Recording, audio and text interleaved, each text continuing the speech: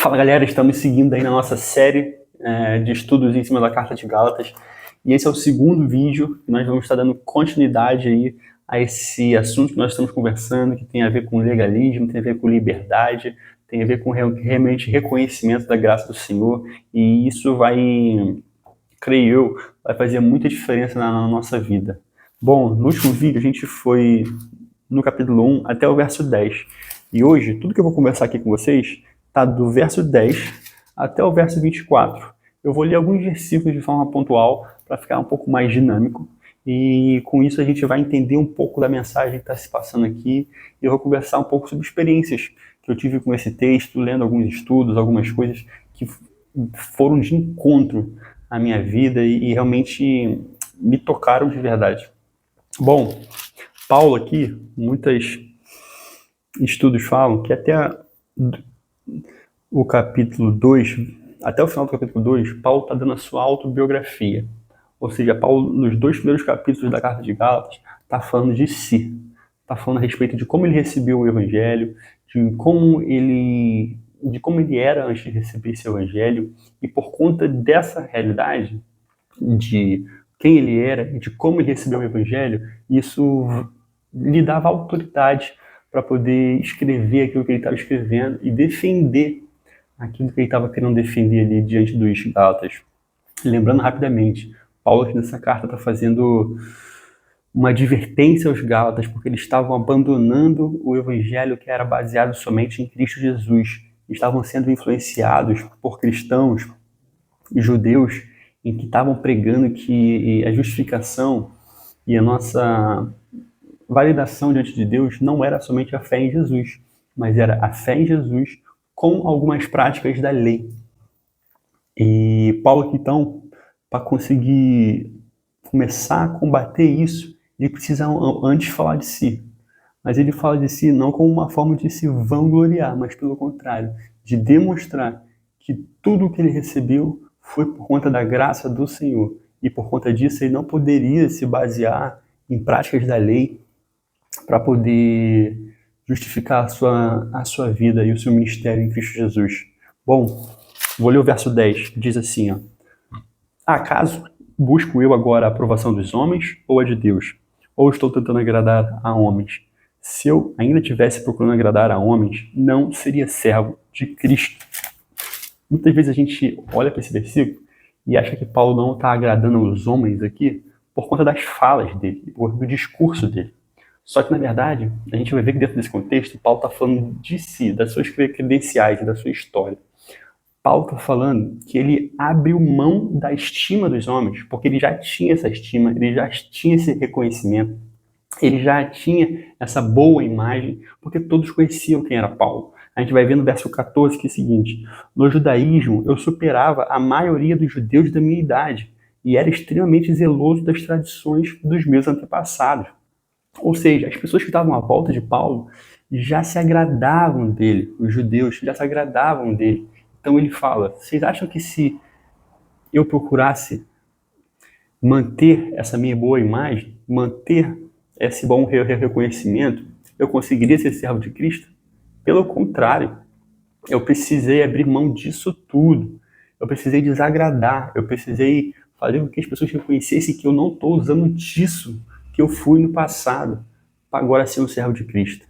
Então, a principal mensagem que Paulo dá aqui nesse trecho é: o Evangelho tem a ver com deixar para trás.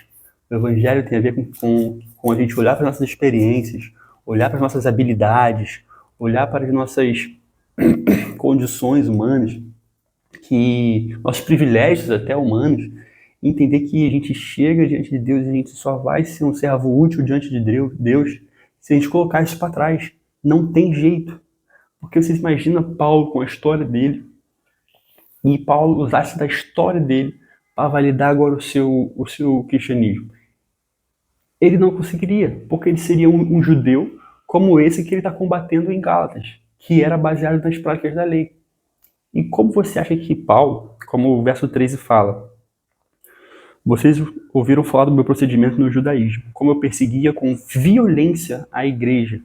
Paulo queimava a casa de crente, Paulo apedrejava a crente, Paulo literalmente matava a crente. por conta da posição que ele foi colocado. Então, vocês acham que ele se limitaria às experiências e ao passado dele? Eu sei que você pode pensar assim, pô, Vitor, mas eu não tenho um passado tenebroso como o de Paulo. Mas Paulo fazia aquilo dentro de um contexto onde todos da volta dele aprovavam e achavam certo aquilo. Ele fazia de uma forma ignorante. Ou seja, muitas vezes a gente está vivendo dentro de um contexto, a gente está vivendo dentro de um contexto natural, onde todas as nossas voltas, todos à nossa volta aprovam as nossas condutas, dizem, validam a nossa vida, só que muitas das vezes a gente está debaixo de um engano, debaixo de um contexto que não é aquele que Deus aprova, não é aquele que Deus quer. Por conta disso, nós temos que deixar para trás essas coisas. Quero contar algo rapidamente, uma experiência que eu vivi assim na minha vida num contexto religioso. Eu fiz parte de uma escola integral, bíblica, e essa escola, escola de ministério, vamos dizer assim, né? Onde você que queria se tornar um ministro ali, um pastor dentro daquela comunidade ali, você precisava fazer essa escola. Eu então fiz essa escola e essa escola tinha reuniões anuais com todos os alunos formados, os que ainda estavam cursando, de todos os anos. E era uma prática comum nos intervalos ali das palestras, nós ficávamos conversando com alunos de outras turmas. E sempre quando a conversa estava sendo em grupo, a prática normal era a gente ficar contando as nossas experiências na nossa turma. Ficar contando da disciplina que passamos, dos desafios que enfrentamos, das dificuldades que vivemos. E, de uma certa forma, se a gente for crítico com relação à intenção do nosso coração, nós podemos ver que a gente usava dessas experiências, de tudo que a gente contava para os alunos ali de turmas mais novas, a gente usava dessa história para nos colocar em prateleiras diferentes. Eu sei que de uma forma as pessoas podem achar que contar essas histórias valorizava a turma em si, mas na verdade a gente valorizava uma dinâmica de olhar para práticas pessoais, de olhar para atitudes individuais e como se essas atitudes individuais tivessem capacidade de me colocar diante de Deus numa nova posição. A gente já está diante de Deus por conta do sangue de Cristo.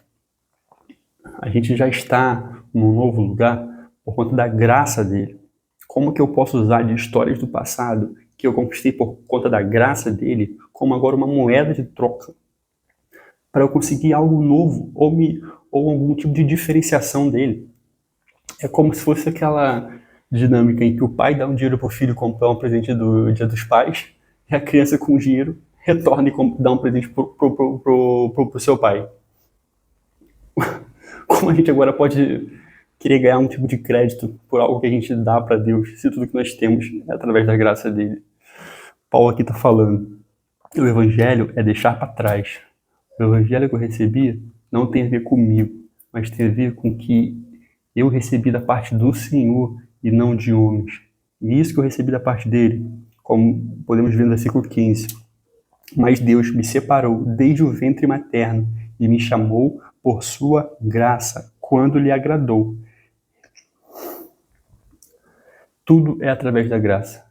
Para a gente viver essa graça de forma livre, a gente precisa aprender a deixar para trás o nosso passado. Somente assim a gente vai conseguir seguir em direção a Jesus Cristo e ser realmente fiel e verdadeiro no nosso chamado.